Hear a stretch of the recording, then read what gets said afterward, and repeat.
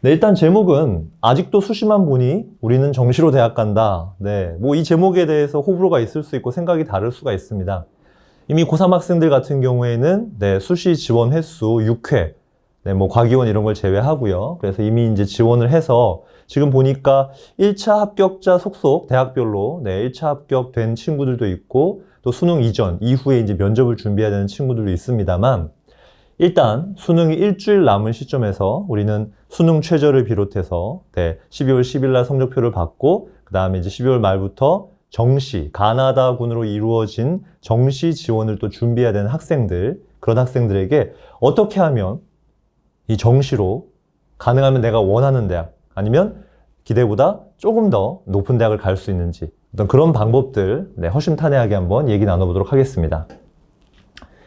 네, 현재 대치동에서 근무하고 있으면서 또 서울시 중부남부교육청 진로진학 컨설턴트로 일하고 있고요. 예전에 이제 진학사 쪽 개원 정시 컨설턴트 역할을 맡았던 적이 있습니다. 자, 우선 크게 이렇게 네 가지 컨텐츠로 오늘 좀 다룰 건데요. 먼저 수능과 정시에 대해서 제대로 이해하는 게 중요하죠. 특히 올해 2022학년도 수능 너무나 많은 변화들이 있기 때문에 이 부분에 대해서 그냥 예전의 과거의 어떤 기록들이나 자료들만 참고했다가는 네, 어려움, 낭패를 겪을 수가 있습니다. 그래서 일단은 수능과 정시의 기본부터 제대로 이해하고 이걸 이해한다면 올해 고2 학생들에게도 내년에 내가 어떤 로드맵으로 입시를 준비할지 좀 더 뚜렷하게 보이지 않을까 생각이 됩니다. 그리고 2022학년도 정시의 핵심 변화 몇 가지가 있어요. 네, 그 체크 포인트를 좀 찾아봄으로써 올해 정시에서 지원할 때 작년 입결이라든지 어떤 작년 아니면 단순히 어떤 종이 배치표를 보고 지원하는 게 아니라 지금 내 상황에서 어떻게 하면 조금 더 유리하게 지원할 수 있는지 그런 포인트들을 좀 찾아보고요. 세 번째, 우리가 수시나 정시나 입시에서 참 학생들이 가장 중요하게 보는 요소가 뭡니까? 경쟁률이죠. 그런데 우리가 명목 경쟁률만 볼 것이 아니라 실질적으로 최종적으로 그 학교, 그 학과에 등록하게 될 아이들로 이루어진 실질 경쟁률이라는 걸 봐야 됩니다. 수시 같은 경우에는 수능 최저가 영향을 미칠 수가 있고요. 정시 같은 경우에는 충원율이 영향을 미치겠죠. 그러면 정시는 생각보다 수시보다 훨씬 더 낮은 실질 경쟁률을 띠기 때문에 우리가 지원을 할 때 너무 지레 짐작으로 겁먹을 필요는 없다. 이런 점들을 좀 설명을 자료와 함께 설명을 드릴 거고요.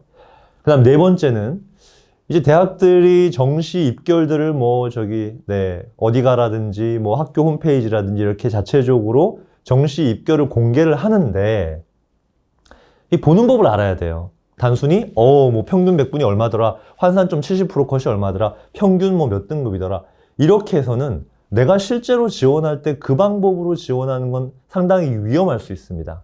여기서 위험하다는 거는 두 가지 측면에서 보셔야 돼요. 첫 번째는 떨어지는 거. 네, 붙을 줄 알았는데 그거 참고해서 지원했는데 떨어졌다. 이게 가장 안 좋은 상황이긴 한데 의외로 이 경우보다 더 많은 사례는 뭐냐면 내 점수로 충분히 지원하거나 합격할 가능성이 있었던 대학이 불안해서 낮춰서 합격하는 경우들이 많아요.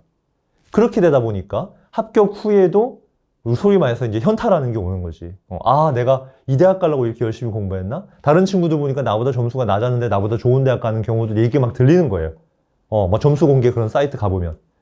그래서 우리가 정시 지원의 목표는 내 점수로 갈 수 있는 가능한 최대한의 대학을 찾는다. 이걸 목표로 삼으셔야 됩니다. 합격증을 받는 게 최종 목표가 돼서는 안 돼요. 그런 점들을 좀 얘기 나눠보도록 하겠습니다. 네, 먼저 그동안 재학생들이 또는 학교에서 진로 상담, 진학 상담이 이루어질 때 수시 위주로, 수시에서 끝을 봐야 된다라고 얘기할 수밖에 없는 구조적인 이유가 있습니다.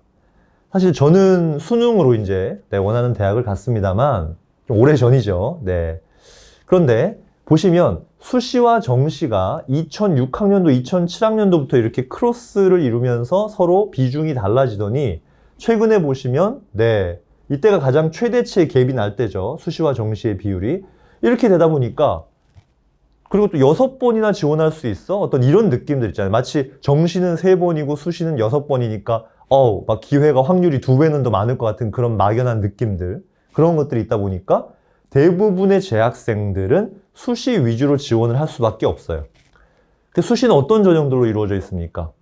내신 중심으로 뽑는, 물론 수능 최저가 곁들여지기도 하겠지만 교과 전형, 그 다음에 학생부 종합 전형, 그 다음에 내가 내신이 부족하다. 그리고 딱히 대학에 어떤 평가받을 만한 활동이 없어. 그러면 논술 전형을 준비하기도 하고, 네, 작년에 이제 실제로 없어진 적성고사 전형 같은 건 이제 사라졌죠. 이런 것들을 다 포함해서 수시 전형이었고, 그렇게 지원을 많이 할 수밖에 없는, 즉 수시에 올인할 수밖에 없는 구조였다는 겁니다. 왜? 정시 워낙 적게 뽑으니까. 특히 주요 대학에서, 우리 친구들이 가고 싶은 선호하는 대학에서 적게 뽑으니까. 그쵸? 게다가 누구? 재수생, N수생, 언니, 오빠, 형, 누나들. 와, 그들이 다 꽉 잡고 있어, 거기는. 상위권 대학. 그래서 우리는 재학생들은 거기에 견줄 수가 없어. 뭐 이런 어떤 막연한 두려움들이 자리 잡고 있었죠. 자, 그런데, 자, 보세요. 2022학년도 언제죠? 올해죠, 올해. 올해입니다. 작년 대비 주요, 지금 여러분들이 전부 가고 싶어 하는 대학들 15개 모아놓은 거예요. 주요 대학들의 정시 모집 인원 변화 한번 보세요. 지금 고려대 거의 2배 가까이 늘지 않았습니까? 증감 인원이. 고려대 2배, 뭐 건국대도 약간 늘었고요. 전체적으로 상당히 많이 늘었어요. 지금 전체적으로 보면 고려대를 중심으로 해서 성균관대도 상당히 많이 늘었고, 홍익대 같은 경우에는 원래 정시 모집 인원이 많았기 때문에 뭐 다소 줄긴 했지만은 전체적으로 봤을 때 14,000명 정도 모집하던 정시 인원이 이제 17,500명, 무려 한 3,500명 이상이 상위권 대학에서 정시 모집 인원이 늘었습니다. 여러분 상식적으로 생각해 보세요. 어떤 특정한 전형의 모집 인원이 늘어나면 어떤 변화가 생깁니까? 경쟁률이 낮아질 가능성이 높고요. 왜냐하면 지금 지원자나 학령 인구에 어떤 큰 변화가 없다는 가정하에 경쟁률이 낮아지면서 최종적인 입시 결과, 흔히 커트라인이라고 하죠. 입결이 낮아질 가능성이 높을 수밖에 없죠. 즉 2022학년도부터 정시에서 기회가 시작된 거고, 이거는 내년에 더 늘어납니다. 대입 공정성 강화 방안에 의해서 이 주요 대학들은 내년에는 최소한 정시 모집 인원 40% 이상을 유지하도록 권고를 받았고, 지금 전형 계획들이 그렇게 나와 있어요. 내년엔 정시 모집 인원이 더 늘어난다는 얘기입니다. 고2들한테 기회 아닙니까? 미리 준비할 수 있다면. 그래서 지금 아까처럼 이렇게 수시가 대부분을 차지하던, 압도하던 그런 시절과 상황이 달라졌기 때문에 다른 상황에 대해서 고2들은 준비해야 되고, 고3들은 올해 지원할 때 작년 입결을 무작정 따라하는 것이 아니라 이런 변화가 발생했기 때문에 이거를 염두에 둔 합리적이고 소신 지원이 필요할 수도 있다는 점 꼭 기억하시면 좋겠습니다. 자, 그러면 재수생들이 많이, 반수생들, 재수생들 엄청 많이 늘어난 거 아니에요? 또 이런 걱정들 하실 수 있잖아요. 이거 지금 올해 수능 2022 수능 원서 접수, 원서 접수 결과입니다. 그런데 여러분 여기서 한 가지 알아두셔야 될 점은, 실제로 원서를 접수한 거랑 고사장에 와서 시험을 치는 인원은 다릅니다. 이건 해마다 조금씩 다르긴 한데, 보통 전체 인원 한번 기준으로 볼까요? 지금 올해 같은 경우에 지금 한국사 기준으로 하면 이제 50만 명, 전체가 한 50만 명 정도 지금 현재 수능 원서 냈어요. 수능 치겠다고. 근데 이 친구들이 다 고사장에 나타나요. 그게 아니라는 얘기죠. 보통은 한 10% 내외가 빠집니다. 더 빠지는 때도 있고요. 왜? 그러니까 수능을 굳이 치르지 않아도 합격할 수 있는 수시 전형에서 이미 합격한 친구들도 있고요. 전문대를 포함해서. 그렇기 때문에 일단은 8월 말에 응시를 했으나, 원서를 쓰긴 썼으나 수능을 굳이 칠 필요가 없는 친구들이 생각보다 많다는 얘기죠. 합격이 이미 결정됐어. 그리고 그냥 한번 넣어봤는데 안 하겠다. 반수생들 중에 그런 수요도 있을 수 있고요. 아무튼 그래서 이 51만 명에 달하는 응시생 중에 대략 한 10% 정도 빠진다. 그러면 실제 고사를, 수능고사를 치른 인원은 한 45만 명 내외로 예측할 수 있겠습니다. 자, 그래서 그런 부분들을 확인할 수 있고요. 올해는 이제 변화들이 요 선택 과목이 등장을 했다는 것이 지금 큰 변화잖아요. 그렇죠? 선택 과목이 등장했다는 게. 그래서 이 선택 과목에서 보면 당연히 압도적으로 미적분이 많을 것이다 라고 생각을 할 수 있는데, 많습니다. 이과 친구들은 대부분 미적분을 선택했다고 보면 돼요. 이공계로 지원할 친구들은. 그리고 국어 같은 경우에는 전체 45만 명 중에서, 또는 50만 명 중에서 화작을 선택한 비율이 70%로 압도적이지만, 상위권 친구들, 9월 모의고사 기준으로 봤을 때 상위권 친구들은 대부분 언어와 매체, 과목의 특성상 언매를 선택했다. 그리고 미적분과 기하 중에서 응시를 해야만 지원할 수 있는 대학들과 학과 모집단위, 특히 이공계열 쪽, 그런 쪽이 있기 때문에 필수적 응시를 위해서 이쪽에 응시한 친구들이 많이 있다. 이런 차이들 좀 이해하시면 되겠습니다. 자, 올해는 제2외국어 한문 절대평가로 바뀌었기 때문에 요거를 대체해준 학교들이 거의 없다고 보시면 될 것 같고요. 자, 그러면 수능과 정시 한번 제대로 이해해 보도록 하겠습니다. 일단 국어, 수학, 영어, 공통과목 독서, 문학, 그 다음에 수학은 수원, 수투 이렇게 나뉘고 74점씩 가져가요. 한 4분의 3 정도 비중을 차지하는 중요한 과목들이고요. 나머지 국어는 2개 중에, 수학은 3개 중에 하나를 선택하게 되어 있습니다. 자, 이미 고3들은 선택을 했기 때문에 이 얘기 길게 할 필요가 없는데 고2들 같은 경우에 아, 나는 국어에서 뭘 선택해야 되지? 또는 이런 얘기 들어봤을 거예요. 아니, 미적을 선택하면 확통 선택할 때보다 표점에서도 유리하대. 똑같은 원점수를 받고도 전체 점수 표점을 잘 받을 수 있대. 이런 얘기 들어봤을 거예요. 그러면 심지어 문과 상위권 친구들 중에 나는 미적을 해야 되나? 이런 고민을 해야 될 수도 있죠. 자, 그 다음에 영어랑 한국사는 그대로 가고요. 네, 그 다음에 탐구. 탐구는 올해부터 이거 하나 이렇게 섞어서 가도 되는데 실제로 그렇게 응시하는 친구들은 많지는 않을 거예요. 뭐 예를 들어서 내가 물화생지 중에, 이과 친구인데 물화생지 중에 진짜 지구과학 하나 빼고 나머지는 아무리 공부해도 안 되고 싫다, 엉망이다 이런 친구가 아닌 이상은 대부분 여전히 과탐을 2개를 선택하거나 과탐을 2개 선택하거나 아니면 사탐을 2개 선택하는 게 일반적인 경우다라고 볼 수 있겠습니다. 자, 그렇게 해서 이제 수능을 11월 18일 날 치고 나면은 12월 10일 날 이런 성적표를 받게 돼요. 네, 성적표를 받게 됩니다. 그러면 이게 이제 여러분이 모의고사 때 2학년들 모의고사나 학평에서 받은 성적표랑은 좀 다르죠. 네, 석차 같은 거 안 나와 있고요. 그 다음에 뭐 오답 이런 거 없고 그냥 심플합니다. 이렇게 나와요. 그런데 보면 3가지 요소가 나와 있죠. 선택 과목, 일단 선택 과목 이렇게 나눠져 있고 밑에 보면 내 점수가 표준 점수와 백분위와 등급 3가지로 이렇게 평가되는 걸 볼 수가 있습니다. 그럼 이제 표준 점수를 다 더할 거란 말이에요. 요거 더하고 요거 더하고 네, 요거 표준 점수 다 더하겠죠. 그다음에 여기 이제 예시로 사탐 하나 과탐 하나 이제 이렇게 응시했다라는 사례를 하나 넣어봤고요. 자, 백분위는 평균 백분위입니다. 요거 더하고 요거는 평균을 내주셔야 돼요. 요거 4개를 싹 다 더하는 게 아닙니다. 탐구 평균 백분위에서 이제 더하면 되고요. 자, 등급. 여러분, 정시는 등급으로 뽑는 대학은 없다고 보시면 됩니다. 어디 지방 저기 이제 네, 조금 이제 그 우리가 논외로 할 대학들은 제외하고 등급은 써먹을 데가 어디밖에 없어요. 네, 그렇죠. 논술 전형이나 뭐 교과 전형 같은 경우에 내가 수능 최저를 충족시켰나 시키지 않았나 그거 활용할 때만 등급을 쓰게 되고 영어는 절대평가이기 때문에 90점, 80점, 70점에 의해서 등급이 결정된다. 이 정도는 아실 거예요. 자, 그러면 이제 정시를 지원하는 친구들은 이제 표준 점수를 더하거나 백분위를 더해서 내가 지원하고자 하는 대학을 찾을 텐데 그때 뭘 참고합니까? 종이 배치표 같은 거 참고하겠죠. 지원 가능성, 뭐 언론 기사 같은 거 나올 거 아니에요, 그렇죠? 이거 본다고 이거. 이게 뭐냐면 일단 요번 9월 모평, 고3들이 본 9월 모평을 가지고 공교육 선생님들이 정시 가능 예측선을 한번 만들어 보신 거예요. 말 그대로 예측입니다. 자, 종이 배치표들도 마찬가지예요. 우리가 뭐 제2사, 유사, D사 다양한 회사들이 이제 가채점본, 실채점본 그래서 이런 원점수나 표점의 합을 갖고 대략 어느 정도 대학을 지원할 수, 학과를 지원할 수 있다. 종이 배치표를 이제 딱 보낼 거야. 근데 보세요.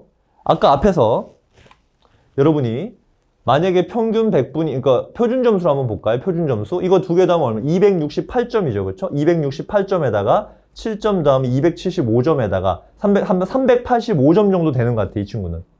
385점 정도. 자, 그러면 이 친구가 385점이잖아요. 표점이. 그럼 쭉 봐. 배치표에서 찾아. 아이고, 다행히 여기 하나 걸려있네. 네. 385점.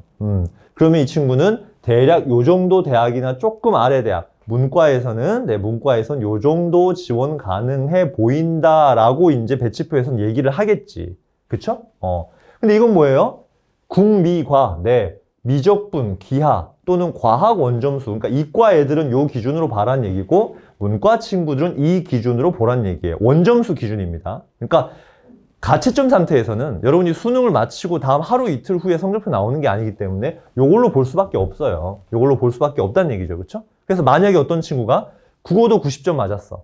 수학도 90점 맞았어. 영어는 뭐 1등급 내지 2등급 받았다 치고 그 다음에 탐구가 평균이 아니지 합이죠. 뭐 한 과목은 만점 받았고 한 과목은 45점 받았다고 쳐요. 그럼 90, 90, 95 받았으니까 275점 아니야. 근데 이과야 이 친구가. 자 그러면 275 한번 보세요. 275. 아 내가 275인데 전국의 지방 약대도 지원할 만한 점수대가 되겠고 아니면 연고대도 소신 지원할 수 있겠구나. 대략 이런 예측만 가능하다는 얘기예요. 근데 여러분 이런 예측만 보고 상위권대를 막 지원하면 될까요? 아니죠. 너무 많은 변수들이 정시에는 존재한단 말이에요. 학교별, 영역별 반영 비율도 봐야 되고요. 올해 같은 경우에는 선택 과목 유불리도 봐야 되고요. 군별 변화도 봐야 되고요. 모집 인원 증가한 거 아까 제가 말씀드렸죠. 그것 때문에 입결 낮아질 가능성도 봐야 되고요. 약대 들어오면서 약대가 어디까지 중간에 들어와 갖고 이거를 분산시킬 것이냐, 지원 전략을. 이런 변수들이 있기 때문에 배치표만 보고 들어가면 상당히 불리한 지원이 될 가능성이 있어요. 합격을 하든 불합격을 하든. 자, 그럼 2022 정시 어떤 변화들을 우리가 고려해야 되는지 좀 따져볼게요. 여러분 아까 그 성적표 받았을 때 이제 어떤 친구는 국어에서는 이걸 선택한 친구도 있고 이걸 선택한 친구도 있는데 유불리 걱정된다는 게 이거 아닙니까? 원점수 보세요. 원점수. 똑같이 만점을 받았는데 화작을 선택한 친구는 131점이고 표점이.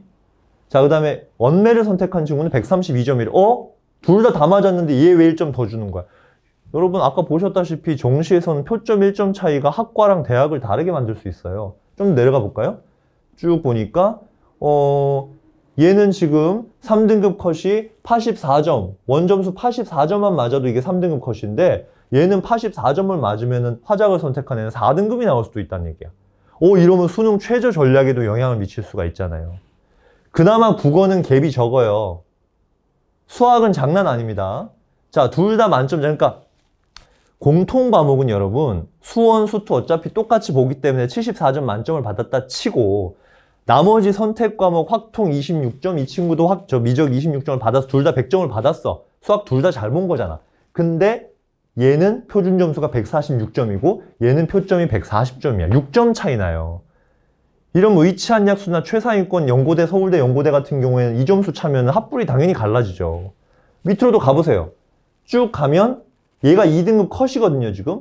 2등급 컷은 원점수 한 78점 정도로 예측을 하고 127점의 표점을 주는데 여기서는 2등급 컷이 84점은 받아야 네, 같은 표점에 같은 정도의 같은 표점을 받는다.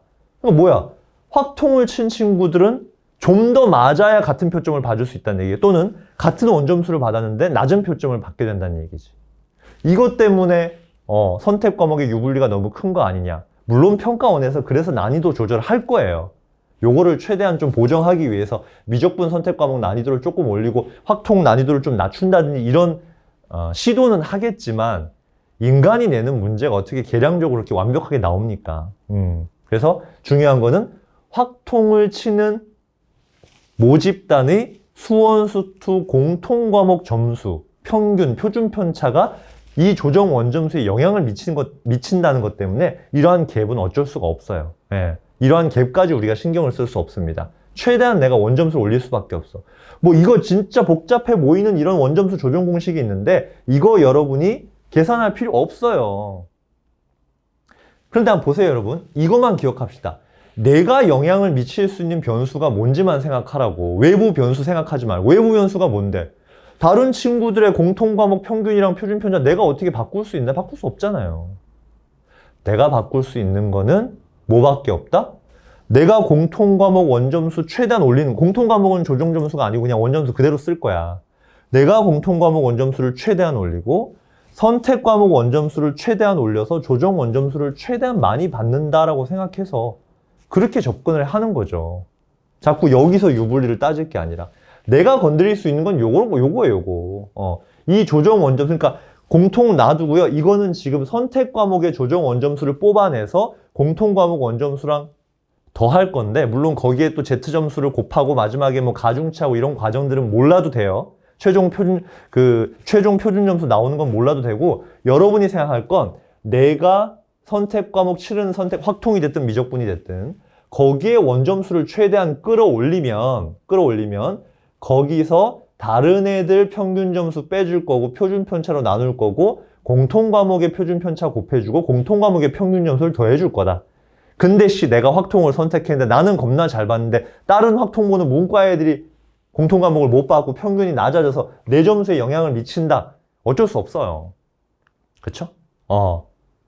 근데 대부분의 확통을 치르는 친구들은 정시에서도 문과 계열로 지원할 거기 때문에 이게 정시에서 미치는 영향은 좀 더 줄어들 수도 있다. 그래서 나는 요 선택 과목의 원점수에 최선을 다하자. 물론 공통 과목 원점수도 잘해야 돼. 나중에 가중치 곱할 때 공통 과목 원점수에는 0.74를 곱할 거고 선택 과목 조정 원점수에는 0.26을 곱할 거기 때문에 공통 과목도 잘 봐야 돼요.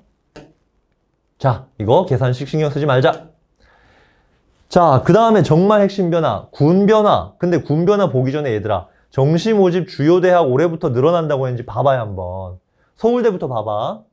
우와, 이거 뭐 30% 이상 늘었잖아요. 서울대부터, 위에서부터. 그 다음에 연세대는 원래도 많이 뽑았는데 더 늘었어. 고려대 2배 가까이 늘었어. 서강대 는 거 보세요, 군별로. 네. 자, 전체 는 거 아까 처음에 말씀드렸으니까. 이게 뭐예요?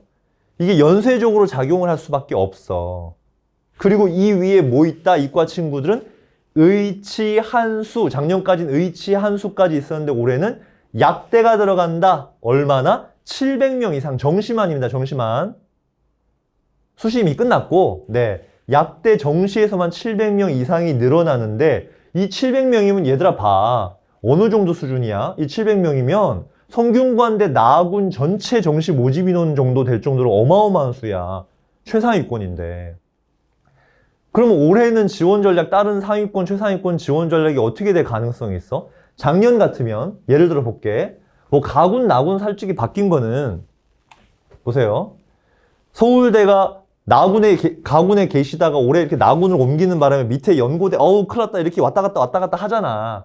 물론 분할 모집하는 학교들은 여전히 그냥 세 군데서 다 뽑으니까 중대 같은 경우는 상관없지만, 그러면 우리 이건 알고 있잖아. 서울대 지원한 친구들 중에 떨어진 친구들이 이쪽 연고대 갈 거다. 그치? 그 다음에 연고대 지원했다가 떨어진 애들이 서성한 갈 거다. 이런 예측들은 다 하잖아요. 근데 변수들이 있어요. 일단 첫 번째, 모집 인원이 늘었어. 맞지? 모집 인원이 늘었어요. 전체 지원자 학생은 수능에서 크게 작년보다 안 늘었거든요. 요게 바뀌었어. 그럼 여기서 서울대에서 작년 같으면 떨어졌을 250명의 친구들이 안 떨어지고 서울대 붙으니까. 그치? 연고대도 마찬가지예요. 연고대도 서울대에서 밀려 내려올 250명을 이제 안 받아도 되니까 그 250명 이상 채울 수 있겠지. 근데 얘들 자체적으로 늘어난 인원이 늘어나면서 250명이 또 더해지잖아. 맞지? 그러니까 입결은 낮아질 거야. 게다가 아까 얘기한 약대. 얘들 어디 지원하겠어? 그러니까 약대 지원 가능한 점수의 애들이 어디 지원하겠어? 세 군데 다 약대를 넣는 애들도 있겠지. 나는 태어날 때부터 신약 개발을 목표로 태어났어. 뭐 이런 애들, 사명감 가진 애들은 세 군데 다 넣을 수도 있겠지. 그러나 일반적인 지원 전략은 이렇게 갈 가능성이 있어. 서울대 일반 자연대나 공대 정도 합격할 수 있는 어느 정도 점수대가 나온 친구들이 있을 거 아니야. 연고대도 마찬가지야. 얘들이 예전 같으면 서울대를 쓰고 연고대 중에 하나를 쓸 거를 갖다가 전략을 싹 바꿔갖고 서울대가 안정적이다 싶으면 서울대를 쓰고 가군에 있는 어떤 약대를 쓸 수가 있다고. 연고대도 마찬가지야. 연고대에 어느 정도 내가 안정적으로 낮춰서라도 넣을 수 있는 과가 나온다면 여기 있는 친구들은 자동으로 서성한 가는 게 아니라 나군이나 다군에 있는 어떤 지방에 있는 약대를 지원할 수 있다는 얘기야. 과거 같으면 치대는 너무 이제 모집 학교가 몇 개 안 되니까 불안하고, 그러니까 치대, 한의대, 수의대는 거의 지방 중심으로 잡혀 있고 모집 대학도 몇 개 안 되기 때문에 불안해. 근데 약대는 지금 전국에 37개 대학이란 말이지. 해볼만 하다는 느낌이 있단 말이지. 저쪽에 뭐 지방에 순천대, 목포대, 대가대, 계명대 이런 데 있잖아 막. 해볼만 하다는 생각이 드니까 요 라인에 있는 친구, 심지어는 서성안권에 있는 친구들도 가나다군의 어디 한 군데는 내가 약대를 한번 넣어보겠다, 지방으로. 올해는 이런 선택적 지원 전략이 발생할 가능성이 높아. 그로 인하여 기존의 상위권 대학의 입결이나 경쟁률이나 지원 전략에 정말 많은 변화가 있을 수 있다. 이게 올해의 핵심 포인트야. 이것만 기억해. 자, 그러면 이제 우리가 실질 경쟁률 얘기를 좀 할 건데 정시의 특징을 얘기하는 거야, 지금. 정말 핵심적인 특징을 얘기하는 거야. 이거 어느 대학 같아요? 이 과만 보고도 어느 대학인지 알면 이제 조금 입시한 중수대고 정도 되겠다. 자동차공학과 한양대죠? 파이낸스 경영, 이거 한양대만 있는 거 아니야, 그치? 이거 한양대 정시 입결인데 일단 가군만 뜯어왔어, 작년 기준으로. 자, 이게 경쟁률이에요, 여러분. 근데 보면 물론 과마다 똑같진 않아. 경쟁률이 조금씩 감소하고 있는 것 같지 않아요? 3년 동안? 그쵸? 그쵸? 생명공학과는 오히려 증가했네. 아, 이게 생명공학과, 생명과학에 대한 그런 넘치는 사랑은 정말 말릴 수가 없는 것 같아요. 네. 자, 미컴, 심지어 문과 최강인 미컴도 이렇게 감소했어. 이거 어쨌든 학령 인구들이 감소하는 영향이 이제 계속 미친다. 한양대 같은 거의 최상위권 대학들에게까지 미치고 있다는 얘기고. 근데 여기서 우리 이제 어느 정도 안정적으로 가고 있는 화학공학과 예시 한번 들어볼까요? 뭐 다른 과 생각해도 되는데 화공과가 한 6.3, 6대1 정도 경쟁률이 나왔어. 와, 그럼 우리는 이제 6대1이니까 내가 6명 중에 1등 해야 돼. 뭐 단순하게 이런 생각할지 모르겠지만 항상 봐야 되는 게 뭐냐면 실질 경쟁률이 어떻게, 여기 보세요. 화학공학과 작년에 충원율이 305%야. 300%라고 할게요. 그러니까 화공과가 6대1이 명목 경쟁률이었고 충원율이 300%라고 그냥 할게. 계산하기 쉽게. 그럼 이게 무슨 말이야? 자, 처음에 6명 중에 최초 합격한 1명을 뽑을 거 아니야. 6명 중에 1명을 뽑았어. 근데 걔들이 나는 딴 데 갈 거예요, 싫어요 하면서 버리고 그 뒤에 300%, 2명, 3명, 4명 그 4번까지가 합격, 충원 합격했다는 얘기야. 몇 명 지원했다고? 6대1이니까 6명 지원했는데 얘는 최초 합에서 빠져나가고 그 다음 추가 합격 빠지고 해서 실질적으로는 어떻게 되는 거야? 4등까지 붙은 거야. 6명 지원한 중에 4등까지. 그럼 경쟁률이 뭐야? 실질 경쟁 1.5대1이잖아. 네, 1.5대1 수준이에요. 화공과 공대에서 최고 인기학과 중에 하나 아니야? 전학이? 컴과 포함해서? 다른 데들도 보면 충원율의 편차는 있지만 뭐 미래자동차 이런 데는 충원율 더 높아요. 에너지도 그렇고. 근데 이게 이제 좀 들쭉날쭉한 과들도 있겠지. 그래서 너희들이 이제 정시 지원할 때 반드시 좀 확인해야 될 부분은 이런 것들이죠. 우리가 충원율도 봐야 되고 실제 경쟁률도 봐야 돼요. 막판 경쟁률이지. 우리가 최종 경쟁률을 알 수 없잖아. 뚜껑 열어봐야 되잖아. 막판 경쟁률, 그 다음에 지난 3년간의 경쟁률 추이, 그 다음에 충원율 이런 걸 봤을 때 구조적으로 충원이 많이 발생하는 과들이 있어. 심지어 인기학과임에도 불구하고. 그런 것들을 잘 보라고. 우리가 흔히 얘기하는 비인기학과나 비선호학과가 반드시 충원이 잘 되거나 반드시 입결이 낮은 건 아니야. 뒤에서 있다가 보여줄게. 어쨌든 실질 경쟁률에 초점을 맞춰야 돼. 충원율을 포함한. 여기는 어딘 것 같아요? 로봇학부 있으면 광운대. 조금 이제 중위권 대학으로 내려와 볼게. 그럼 광운대 같은 경우에도 한번 볼까요? 컴퓨터 정보공학부 볼게. 32명을 뽑았는데 여기는 129명이 지원해서 4대1이래. 자, 얼마나 충원이 됐을까? 49명이 충원 합격이 됐대. 그럼 어떻게 계산해야 돼? 49, 32 두 개 더하세요. 그러니까 49, 요게 153%란 얘기잖아, 지금. 49명이 32명에 대해서. 그럼 두 개 더하면 얼마야? 81등까지가 합격한 거야. 129명이 지원했는데 81등까지가 합격한 거야. 경쟁률 2대1 다 미만이죠. 그렇죠. 실질 경쟁률. 그래서 우리가 이제 이런 경쟁률 자체도, 그러니까 명목 경쟁률 자체도 얘들아, 수시에서 교과나 학종보다 훨씬 낮은 거 아니니? 특히 올해 같은 경우에 수시 교과 학생부 저 학교장 추천 때문에 완전 터졌잖아. 장난 아니잖아. 그런 거에 비하면 정시 경쟁률은, 물론 올해 이제 또 다시 봐야겠지만은 상대적으로 수시 경쟁률보다 낮은 데다가 이렇게 실질 경쟁률, 그리고 인기학과, 모집 인원이 많은 학과 위주로 중심으로 보면 충원율까지 고려했을 때 생각보다 문턱이 낮네. 정시 너무 무섭네. 나 수능 망치면 어떡해? 수능 망칠 생각하지 말고 안 망칠 생각을 해야지. 그렇게 해서 나온 결과를 갖고 충원까지 고려해서 지원 전략을 잘 짜면 괜찮은 대학 갈 수 있다고. 자, 그럼 입결 몇 개 분석해보고 이제 마무리할게. 이거 어느 연세대학교. 자, 저 최상위권 대학 하나 뽑아왔어. 자, 연세대학교 같은 경우에 일단 최상위권 대학일수록 경쟁률이 낮게 형성된다. 맞지? 아까 한양대도 뭐 사대, 광운대도 그랬는데 왜냐하면 지원할 만한 애들만 지원한다는 얘기야. 근데 얘들아, 충원 인원 보이니? 우리가 흔히 비인기학과 인기 없다고 생각하는 인문 어문일수록 충원이 안 일어나. 그러니까 얘들은 점수가 낮아서 지원, 그러니까 저거를 있잖아. 저기가 낮을 거라고 생각하고 경영이나 이런 데보다 낮을 거라고 생각하고 넣는단 말이야, 애들이. 근데 이런 애들이 서울대에 붙으면 다행인데 서울대 알잖아. 서울대 위에 없잖아, 문과는. 그러니까 서울대에서 탈락을 하면 결국 여기에 주저앉을 수밖에 없는 거야. 안 빠져, 얘들은. 나름 그리고 이과들은 충성도 높다? 국문과 같은 경우에는. 근데 쭉 내려와서 경제학부나 경영학과처럼 모집 인원이 상당히 많은 곳은 충원도 많이 발생할 뿐더러 봐봐. 70% 컷이 어떻게 되나 봐. 연대에서 문과에서 제일 센데 경영학과 아닌가요? 라고 생각하지. 그럼 입결도 그럴까? 아니야. 평균 백분이 95.67. 낮은 건 아니지만 95.67보다 높은 과들이 수두룩해. 국문과도 얘보다 높아. 왜 그럴까? 우리가 통계적으로 113명 정도 뽑고 143명이 충원이 발생했어. 얘들은 다 어디 간 애들이야? 서울대 간 애들이야. 얘들이 다 서울대 경영만 넣진 않았겠지. 서울대 낮은 과부터 해서 사과대도 다 넣겠지. 서울대 간 애들이야. 또는 이런 애들 있어.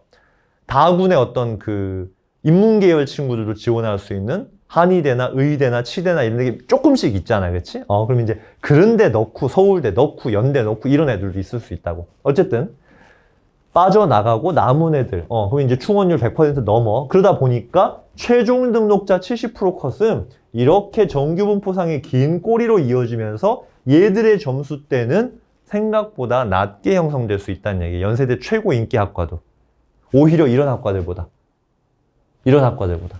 그래서 우리가 지원할 때 비인기 학과가 입결이 낮을 것이라는 그런 추측은 위험할 수 있어요. 그리고 두 번째, 이 과들 정시에서 영역별 반영 비율 대단히 중요한 건 알고 있지. 근데 여기 보면 되게 웃기지 않아? 국어, 수학, 탐구, 무슨 국문과 지원하는 친구들이 수학 99% 어쩌고 저쩌고. 이거 뭐야, 얘들아? 작년에 통합 수능 아니었지, 수학. 그러니까 선택 수능 아니었잖아. 그러니까 뭐야? 작년에 이거는 수학 나에서 나온 것들이야, 수학 나. 올해 이거 어떻게 돼? 올해 이거 다 무너질 거야. 문과 이렇게 못 나와, 100분이. 그쵸? 그래서 그런 변수도 올해는 생각할 수 있습니다. 자, 연세대 이과 한번 볼까요? 이과는 상대적으로 문과에 비해서 한 1, 2% 낮은 거 보여요, 평균 100분이. 이과의 특성이잖아, 그치? 그 다음에 수학 가였기 때문에 이런 퍼센트로도 간 거야. 수학 가였어, 작년에는. 올해 이거 다 올라가. 얘들아, 올해 이과는 이거 다 올라갈 거야. 문과는 반대로 생각하면 돼요. 그 다음에 과들 특성들, 우리 전기전자, 화생공 이런 거 최고 인기학과들이지. 역시 충원 제일 많이 돈다. 근데 전기전자 같은 경우에는 충원 100% 가까이 돌았는데 100분이 95.67. 제일 높은 축에 속해. 그러니까 이건 뭐야? 밀도가 앞쪽에서 밀도가 되게 높다는 얘기야. 앞쪽에서 밀도가 되게 높게 형성돼 있어서 조금 이제 끄트머리로 들어. 그러나 긴 꼬리로 이렇게 연결됐을 경우에 문 닫고 70% 뒤에 있는 친구들의 점수 끝이 어디까지인지는 몰라. 근데 충원이 많이 발생한 애들의 문 닫고 들어간 애들 점수는 생각보다 낮다. 그게 유난히 낮게 형성되는 해에 우리가 빵꾸가 났다고 흔히 얘기를 하지. 그래서 그런 요소들이 있고, 지금 주요 과들 경쟁률. 요거 이제 글로벌 융합이 좀 낮을 것이다 생각해서 이제 많이 터졌죠. 8대1. 나머지는 거의 3대1이라든지 이런 식으로 이제 낮은 데는 인기가 좀 비인기 학과는 3대1 미만인 경우도 존재한다. 자, 그래서 최상위권 대학의 이런 특징들을 좀 봤고, 여기는 어딜까요? 여기는 아까 한양대 얘기했지? 그래서 한양대 입결도 갖고 왔어. 미래자동차 보이면 한양대, 파이낸스 경영이랑. 자, 이제 연대 봤으니까 한양대. 자, 봐봐. 올해 같은 경우에 가군의 연고대 있고 한양대가 이제 밑으로 내려오잖아. 그렇지? 서성한 라인으로 밑으로 내려오잖아. 그러니까 연고대의 다음 대체제인 거야, 얘들은. 연고대를 소신 지원한 친구거나 아니면 그냥 아이 난 떨어져도 좋다. 상향 지원했다가 떨어진 애들은 이제 이쪽으로 서성한 라인으로 올 거 아니야. 내려올 거 아니야. 그러면 평균 백분위 보세요. 과마다 편차는 있지만 네. 요런 건 보지 말고 네, 과마다 편차는 있지만 아이고 요거는 중앙대로 왜 넘어갔지? 잠깐만요. 네. 다시 한양대예요. 그래서 한양대도 보면은 요렇게 근데 확실히 연세대랑은 결이 좀 다르죠. 그러나 일부 학과들 평균을 보면은 95 정도 유지한다. 아까 연세대학교도 이과 같은 경우에는 95 정도면 붙을 만한 데가 있었는데 이런 데서 지원 전략이 차이가 나는 거야. 내가 아까 얘기했잖아. 내가 가진 점수로 갈 수 있는 최대한의 대학을 가는 게 정시 지원 전략이라고. 근데 물론 환산점이 대학마다 다르기 때문에 평균 백분위가 같다고 해도 연세대에 더 유리한 친구가 있고 한양대에 불리하거나 유리한 친구가 있는 거는 사실이지만 그런 걸 감안하더라도 이 친구는 연세대에 이과를 넣었으면 가능성이 있었을 텐데 한양대로 만족할 수밖에 없는 그런 슬픈 상황이 벌어질 수도 있다는 거야. 겹치는 영역이 있지 지금. 연세대보다 현저히 낮은 과도 있는 반면에 평균 백분위가 거의 겹치는 경우도 있기 때문에 이런 부분들이 결국에는 연고대와 서성안에서 점수 차이가 거의 나지 않거나 심지어 겹치는데도 불구하고 대학이 달라지는 경우를 초래할 수가 있다는 거죠. 그래서 이런 것들 인식하시고 내가 또 한 가지 얘기해주고 싶은 건 여기 봐봐. 평균 백분위고 문 닫고 들어가는 거 생각하지 않고 일반적인 학과들 한번 보세요. 93, 93, 93. 자, 얘들아, 평균 백분위 93이 의미하는 게 뭔 것 같아? 평균 백분위 93은 자, 우리가 2컷이 어디에 89%죠, 백분위가. 그 다음에 1컷은 96이죠. 그래서 96과 그러니까 95 밑에 그러니까 2등급이면 2등급 95 제일 높은 거랑 제일 낮은 거 89. 그거 평균 내면 92 평균 백분위 92, 93이야. 그러니까 여기서 평균 백분위가 93이라는 거는 대충 그냥 우리가 수능에서 등급만으로 놓고 봤을 때 영어 한 1, 2등급 중에 왔다 갔다 해주고 대신에 영어는 작년처럼 쉬웠을 때 2등급 받는 거랑 올해처럼 어렵게 나올 걸로 예상되는 수능에서 2등급 받는 거랑 결과 좀 달라질 거야. 그건 좀 염두에 두고 어쨌든 영어 1, 2등급 나오는 상황에서 국수, 탐구 두 과목 평균 2등급 정도 나와준다면 평균 2등급이라고 내가 얘기했어. 그럼 백분위가 92, 93 해야겠지. 전부 89, 88 이게 커트라인으로 들어온 애들 말고 평균 2등급 정도를 유지하면은 한양대 지원 가능하다는 얘기잖아. 합격 가능하다는 얘기잖아. 물론 거기에서 수학이 좀 더 높은 친구들은 상경이나 데이터 사이언스 넣으면은 딴 거가 3등급짜리가 하나 정도 있어도 가능할 수도 있어. 그래서 너무 막연하게 좋은 대학 정시로 가는 거는 뭐 어떤 친구 5, 1등급 받아야 되는 거 아니에요? 뭐 3등급 하나 있으면 못 가는 거 아니에요? 그런 거 아니다. 중앙대 마지막으로 하나 볼게. 뭐 중앙대도 이제 많이 서성안에 붙어서 입결이 많이 올라왔는데 여기는 이제 정시에서 학부로 많이 뽑아. 여기 뭐 창의, ICT, 공과대학 이런 거 보이지? 내가 중앙대를 선택한 이유는 작년에 한 명 정시 컨설팅 했던 이 친구가 기억이 나서 그래. 한 친구가 평소 모의고사보다 못 나왔어. 수학만 수학가였는데 간신히 이 컷에 걸려있고 나머지 탐구나 이런 거 평소보다 다 못 봤어. 망했어. 그래서 모의 지원을 딱 넣었다? 제2사 모의 지원을 딱 넣었더니 건국대, 공대는 안정으로 뜨는데 중앙대, 뭐 심지어 경희대도 불안하고 공대, 중앙대, 공대는 아예 뭐 절대 안 된다. 거의 뭐 빨간 거 2칸 뭐 이렇게 떴었어. 중앙대. 근데 너희들 일단 이 표 보면서 조금 눈치 빠른 친구들은 뭐 하나 느꼈을 거야. 중앙대는 가나다 다 분할 모집하는 대학이거든? 그걸 어떻게 알 수 있어? 내가 일부러 가나다고는 안 썼어, 여기다가. 자, 이거 보면 알아. 이거 보면 알아. 어디서부터 다군일까요? 자, 여기 보세요. 창의 ICT 공과대 65명 모집에 848. 뭐가? 충원이 57명에 474. 150명. 예, 요거 세 개가 다군인 거야. 미친 충원이를 기록하겠지. 왜? 가군, 나군, 서울대, 연세대, 고려대 너네들이 다군에 쓸 데가 중앙대밖에 없어요. 그래서 그래요. 그래서 이제 여기다 넣었는데 자, 여기 평균 백분위 한번 볼래, 얘들아? 그러니까 일부 안성 캠퍼스 있는 거 빼고 91, 92, 자, 91, 92 이런 것들 쭉 유지하면서 90대 초반이잖아, 그치? 아까 내가 얘기했던 그 친구가 모의 지원상에서는 완전 불합격으로 떴는데 그래도 나는 건대가 안정이기 때문에 도전을 해보겠다. 그래서 내가 중앙대, 다군, 마지막 너무 기대하지 마시고요. 보면서 어차피 충원율 1000% 이상 돌아가는 곳이니까 한번 도전해 봅시다 하고 넣었어. 넣었어요. 이 친구는 수학이 조금 강했어. 요거보다는. 근데 나머지 이거는 좀 안 좋았어. 자, 어떻게 됐을까? 마지막 날 9시에 마감인데 7시에 전화가 와서 결국에는 중앙대 공대를 갔어. 모의 지원상이 안 된다고 떴는데. 그래서 결론. 어느 회사를 하든 여러 회사를 하든 정시를 치고 나면 이 모의 지원 다 할 거야. 그러니까 이게 어떻게 보면은 꼬리가 몸통을 흔든다고 이 모의 지원 성향 때문에 오히려 합리적인 지원 전략이 안 먹힐 때가 있을 수도 있어. 우리가 이 배터리만 보고 지원하는 거는 나중에 되게 손해보는 장사할 수 있다니까? 이런 거 붙어. 여기 근데 40% 뜬 거 불합격이라고 떴지. 나중에 붙으면 어떡할 건데? 아, 나 부산대치대 갈 수 있었는데 어떡할 건데, 이거. 그러니까 이거 배터리만 보면 안 된다는 얘기야. 모의 지원만 넣고 그냥 배터리만 보고 결정할 수 있으면 세상에 정시만큼 쉬운 게 어딨어. 수시 지원보다 더 어려운 게 때에 따라서는 더 어려운 게 정시 지원이야. 적어도 내가 뭐 빵꾼 한 대 찾아주세요 이런 거는 신의 영역이긴 하지만 적어도 내가 갈 수 있는 데서 손해는 보지 않아야 될 거 아니야. 그래서 그런 부분들을 고려할 때 오늘 지금 다룬 여러 가지들, 특히 2022학년도 선택 과목 변화라든지 군별 또 모집 인원 증가라든지 약대 변수라든지 이런 변수들, 그 다음에 실질 경쟁률, 충원율, 그리고 우리나라 대학 정시도 수시도 그렇지만 이게 지금 이렇게 피라미드 형태이기 때문에 위의 대학에서 밑으로 대학으로 내려올수록 변수들이 훨씬 더 많이 증가해. 그래서 모의 지원이 더 안 맞는 경향이 있단 말이야. 밑으로 내려올수록. 오히려 더 복잡해. 차라리 상위권은 세면 되는데. 근데 또 누적 백분이라는 거 누백 갖고 또 측정한다는 데 있다? 누백은 뭐가 문제야? 수시에서 빠져나간 인원 체크가 안 돼. 추정은 할 수 있겠지. 그래서 누적 백분위도 그리고 수학으로 미적으로 기준 잡느냐 과탐으로 기준 잡느냐에 따라서 또 누백이 달라질 수 있고 학교마다 누백 기준은 달라지잖아.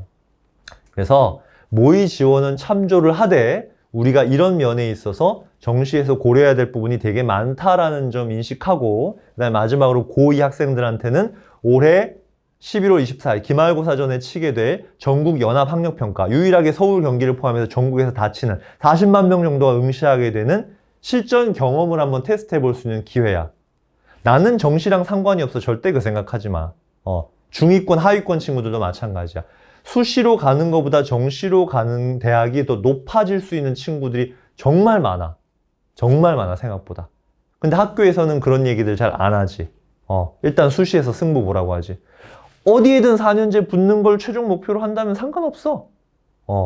그렇지만 우리가 아쉬움을 남기지 않기 위해서 또는 전략적으로 내가 상대적 우위에 있는 전형이 뭔지를 꼼꼼하게 따져보고 가능성을 보고 수능 최저도 보고 그리고 정시도 대학을 갈 수 있는 좋은 방법 중에 하나라는 거 잊지 말고 요번 모의고사 정말 집중해서 본 다음에 그걸 기반으로 해서 이번 겨울 방학 때 수능과 내신 또 수능에서 어떤 영역을 이번 겨울방학 때 내가 집중적으로 할 것인가 학습 전략을 짠다면 내년에 훨씬 더 지원 대학이라든지 방향성을 제대로 잡고 움직일 수 있을 겁니다. 자,